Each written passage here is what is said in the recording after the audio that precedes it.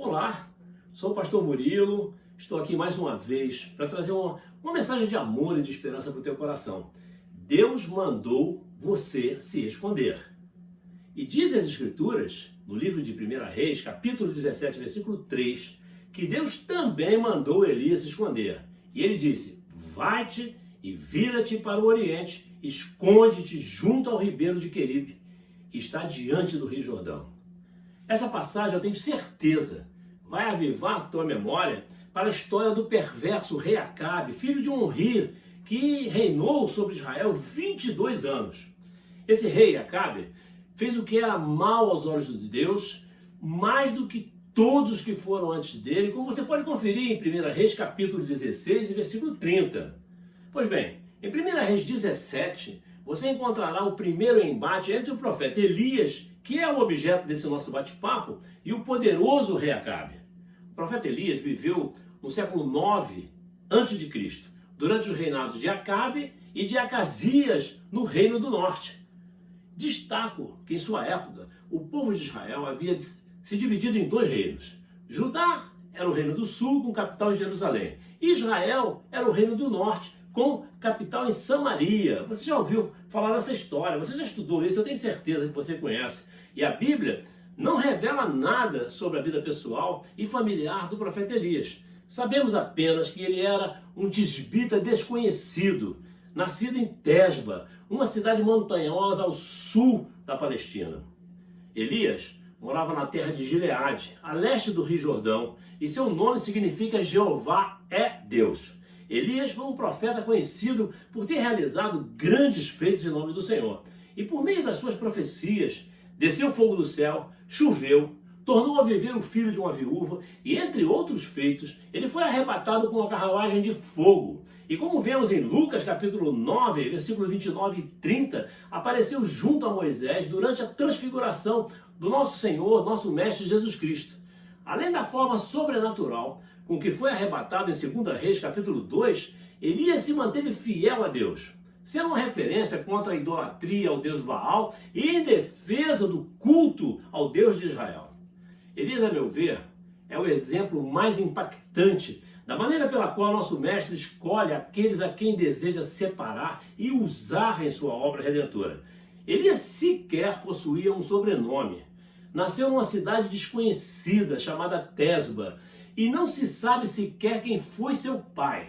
Elias foi trazido à cena pelo Espírito Santo, sem algazarra e sem carta de apresentação. Pois bem, foi justamente esse homem que o Senhor escolheu para enfrentar o poderoso rei de Israel.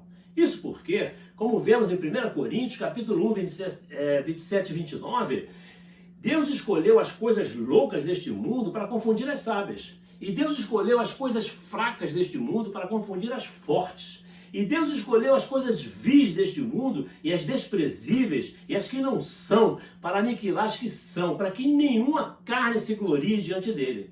Por que Deus daria a Elias uma mensagem para pregar e então o mandaria a um lugar para ficar escondido? Isso não parece lógico, mas existe uma razão. O lugar onde Deus nos oculta sempre é um lugar de preparação e provisão. Essa mensagem pode ser desconcertante para você, mas creia, tem um grande propósito.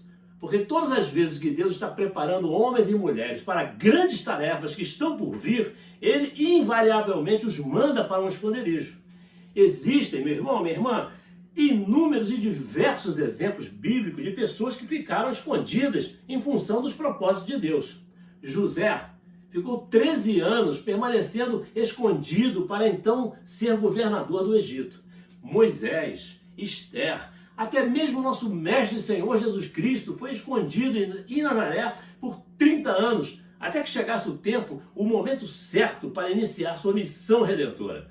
E é importante que você compreenda que Deus, primeiro, trabalha preparando você, para que no tempo certo possa trabalhar nos outros através de você.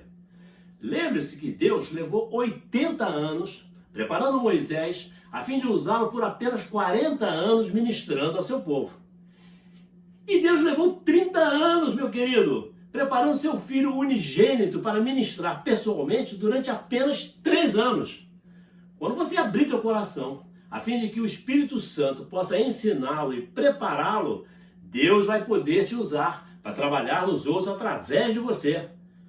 Junto ao ribeiro de Querite é onde Deus enviou, guardou e graduou Elias. Foi ali que Elias aprendeu que dependia exclusivamente de Deus. Não pense que com você será diferente.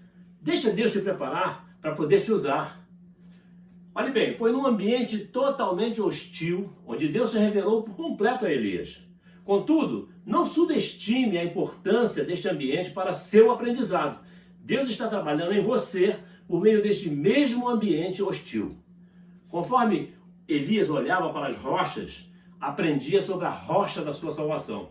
Quando via as árvores, lembrava-se das palavras do salmista que disse às árvores que as árvores plantadas junto aos riachos e ribeiros iam florescer a seu tempo, como eu e você.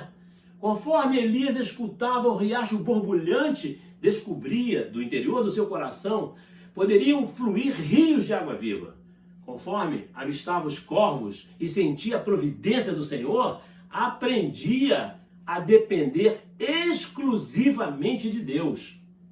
Em Querite, a universidade divina para Elias, Deus disse a seu servo: beba água do riacho.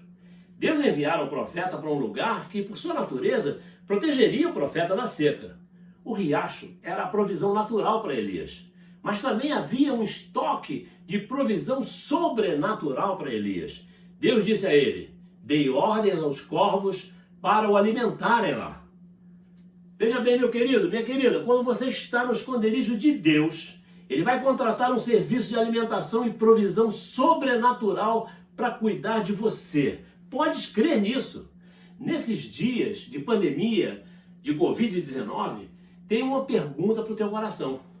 Você atendeu ao clamor do nosso mestre para que se recolhesse no seu lar, oculto pelos propósitos de Deus? Você entendeu que Deus mandou você se esconder? Confiou que Deus iria satisfazer suas necessidades? Confiou em que Jeová Jireh sempre proverá? Que Deus providenciará uma saída do seu esconderijo no tempo que lhe aprouver? Uma coisa que aprendi, assim como Elias, é que a maioria dos riachos secam em algum momento. Os negócios secam, os relacionamentos podem secar, os riachos acadêmicos secam, os riachos materiais e alguns espirituais também secam. Quando isso acontece, Deus diz: não se preocupe, meu filho, não se preocupe, minha filha, pois estou planejando para você coisas maiores e melhores. Se você crer nessa palavra, sua caminhada será mais confiante. Riachos secos não perturbam Deus. Deus sempre tem um plano. Eu e a pastora Marília estamos certos disso e esperamos que você também esteja. Acredite, breve virá a palavra no seu esconderijo, onde você estiver. Vai até Serepta, e depois disso virá a palavra do Senhor novamente dizendo: mostra-te a Israel, o tempo da promessa chegou. E quando nossa fonte de provisões seca, esteja certo, meu querido, minha querida, de que o manancial de Deus continua transbordante. Não duvide, simplesmente creia. Deus não falha, meu irmão.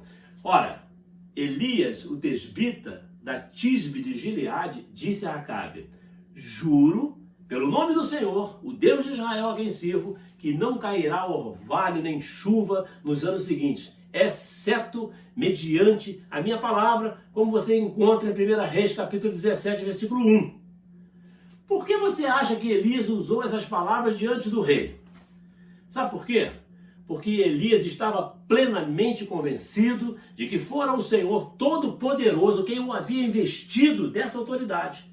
Precisamos crer e obedecer nosso Mestre Jesus em qualquer situação e diante de qualquer um, sem vacilar. Ou Jesus é ou não é o nosso Senhor e Salvador. Não duvide, ouça e haja, sem vacilar. Depois disso, a palavra do Senhor veio a Elias, dizendo: saia daqui, vá para o leste e se esconda perto do riacho do Querite, a leste do Jordão. Você beberá do riacho, e eu dei ordens aos corvos para alimentá-lo lá. E ele fez o que o Senhor lhe tinha dito. Foi para o riacho de Querite, a leste do Jordão, e por lá ficou. Os corvos traziam pão e carne de manhã e de tarde, e ele bebia a água do riacho. Mas algum tempo depois, o riacho secou. Secou por falta de chuva, como vemos em 1 Reis, capítulo 17, versículo de 1 a 7. E o cenário, meu irmão, foi completamente modificado. Veja bem, não podemos deixar de considerar o obscuro cenário de Querite com seu riacho seco e o jovem profeta sendo transformado no homem de Deus, sem entendermos as verdades ali reveladas. Tal e qual a Elias, é preciso querer estar separado para poder ouvir a voz de Deus com clareza, longe da mistura de sons da nossa vida diária, longe dos nossos negócios, longe dos holofotes, meu irmão, dos planos e dos desejos. Precisamos aprender o profundo e duradouro valor da vida afastada do convívio do mundo. Deus diz: vá para o riacho, eu vou sustentá-lo. Então, precisamos crer e agir, simples assim. Alguém antes de mim lembrou que às vezes nos dedicamos a uma rotina enfadonha, tão monótona quanto plantar algodão ano após ano. Então, Deus manda o gorgulho do algodão. Se você não sabe, gorgulho é considerada, nos dias de hoje, a praga de besouros mais prejudicial ao cultivo de algodão. E se destaca por ser seu enorme potencial de destruição, que afeta a produtividade e o aumento dos custos de produção, tal como a Covid-19 nessa pandemia mundial. E quando Deus nos tira da nossa rotina, então precisamos encontrar novas maneiras de viver. Reveses financeiros, grandes privações, doenças e perda de posições nos obrigam a agir. Através dos problemas, muitas pessoas são transformadas em melhores agricultores e pessoas melhores, levadas a produzir melhores frutos. Não duvide disso. Você precisa aprender a viver o hoje, hoje. Você não pode viver o amanhã, hoje. Ou a semana que vem, amanhã. Você percebeu que Deus nunca falou qual seria o passo seguinte antes de Elias dar o passo anterior? Você notou isso na nossa narrativa? Deus disse ao profeta para ir até Acabe. Só contou, quando Elias chegou ao palácio, o que ele deveria dizer ao rei. A mesma coisa que fez com Moisés diante de Faraó. Depois de ter falado, Deus disse: agora vá para o riacho.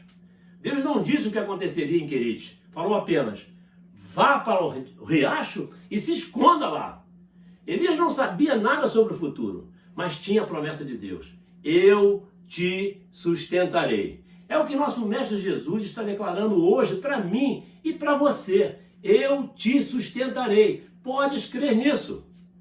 Um riacho seco espiritual, meu irmão, é sinal de prazer e não do desapontamento de Deus em relação à nossa vida. O riacho seco é sinal da aceitação de Deus, não de julgamento. No topo de sua carreira, quando Abraão estava ficando conhecido como um grande homem de Deus, o Senhor lhe diz: pegue Isaac, ponha-o no altar e mate-o. Eu diria que esse foi o riacho seco de Abraão, não é mesmo? Isso mostra que Deus estava feliz com seu servo Abraão. Deus conhecia a fidelidade e obediência de Abraão. E você precisa aprender a ser verdadeiramente fiel, obediente e, antes de tudo, previsível para Deus, como Abraão e tantos outros exemplos nas Escrituras Sagradas. Nesses dias turbulentos em que vivemos, o mundo abraça a dúvida e a incerteza. Mas lembre-se de que você foi separado para ser ensinado e treinado no esconderijo do Altíssimo. Só então você poderá dizer, como o salmista em Salmo 63, versículo 7, porque tu tens sido o meu auxílio, então a sombra das tuas asas me regozijarei. Assim, para terminar nosso bate-papo de hoje, destaco que há momentos em que Deus permite que vaguemos no deserto. Mas são apenas momentos para podermos crescer, aprender e sermos treinados. Para isso, Deus mandou você se esconder. Pronto, nosso bate-papo fica por aqui. Inscreva-se no meu canal YouTube e terá acesso a todos os nossos vídeos. Louvamos a Deus por sua audiência. Graça e paz. Deus te abençoe. Eu te amo. Nunca esqueça, esse pastor te ama. Amém? Glórias a Deus.